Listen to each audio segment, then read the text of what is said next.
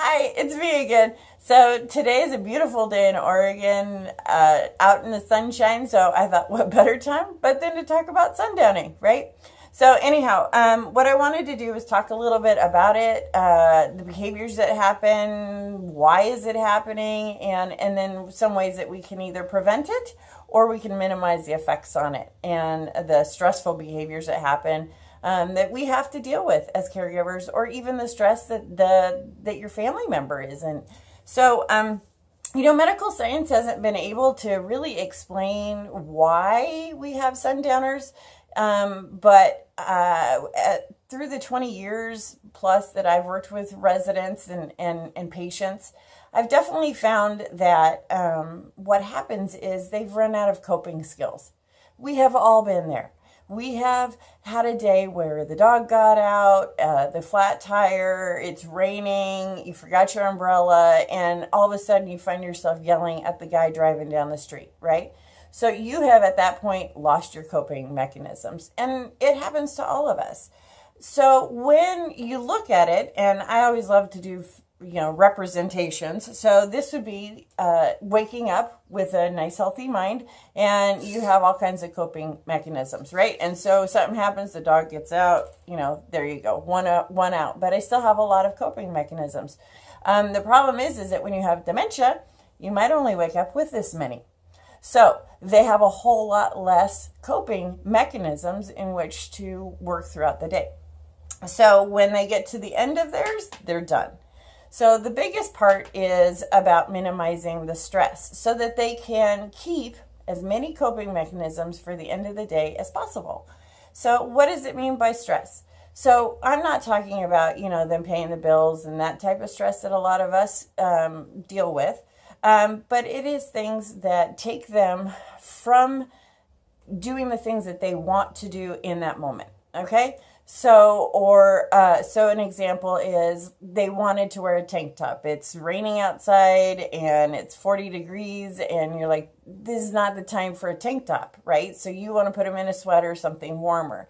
Well, you're going to be stressing them at that point because that's not what they wanted to do. And partly it's taking away some of their own independence as well. So, my rule of thumb is if it is not going to hurt them and it is safe, go ahead and let them do it. I mean, if that person gets cold, they're going to ask for a sweater or a blanket. So it's really okay. And we have to look at your loved one as somebody who still wants to be very independent.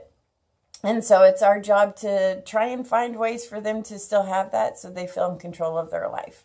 So ways to deal and minimize and minimize the symptoms, right? Is the first thing would be to minimize the stress. Now you got to think about it. It can be something as much or as simple as having too many visitors in the house, having too much sound going on around them. It could be that, they didn't get what they wanted to eat for breakfast. There's all kinds of different little things, and every person is different. So as you go about this, you might want to keep a journal.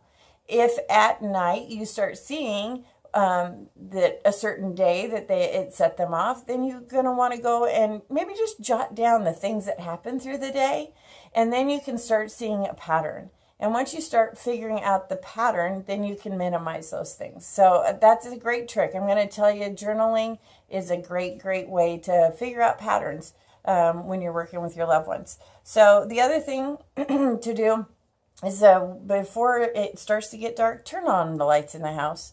And it's not necessarily about the feeling or the sensation of the light, but what it is it's about minimizing the shadows that are in the house. Because our brain is going to try and figure out stuff so that it makes sense, right? So if I am walking down a hallway and I see a shadow and I have a mind that has dementia, it's going to start trying to figure stuff out. So one of the things that happens when I see a shadow coming from behind me means somebody's sneaking up on me, right? Well, then I'm going to get stressed and I'm going to start seeing things and those types of things. And so if you can minimize the shadows, that can really help with some of those really distressing behaviors of the hallucinations and that type of stuff. You're also going to want to really minimize daytime napping. You want to make sure that people are active and but to a level that's not overdoing it. Okay, so we want them to be active. We want them to be doing things and engaged so they're not bored during the day, because then the wandering mind doesn't help anything, right? But you also don't want to overstimulate them. So there's going to be that balance, and we can talk about activities at a different time. And we'll also talk about sleeping patterns and that type of stuff, and like nighttime sleeping in a different video. Another thing is learning redirection. I mean, by now you're probably becoming quite an expert at it if you're working with somebody with dementia. So I'd have to say the very first thing to do is always start with, I'm sorry, fill in the blank. If they're upset and angry, apologizing always brings everybody stressed down. It does, and in reality, it's true. You didn't mean to say something or do something in which made them upset, right? So apologize. Just say, I'm sorry, I didn't mean to upset you when I asked you to, clean off the table. So that's a really great way to bring that down so that then you can redirect them. Because if you're trying to redirect somebody in the middle of their heightened, I got to go see my sister and I'm walking out this house right now, she's not going to get redirected at that point. But if you say, oh, I'm really sorry that I've upset you and you need to go see your sister now, let's see what we can do. And then at that point, it brings the situation down a level.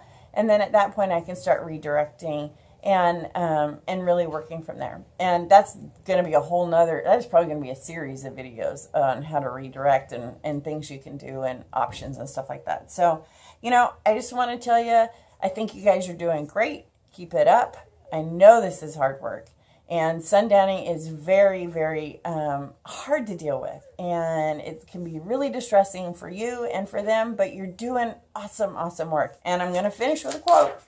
That's what I do. All right, so from agingcare.com, I found this, and it says, each night before bed, look at yourself in the mirror and know you are an exceptional person for what you are doing for others.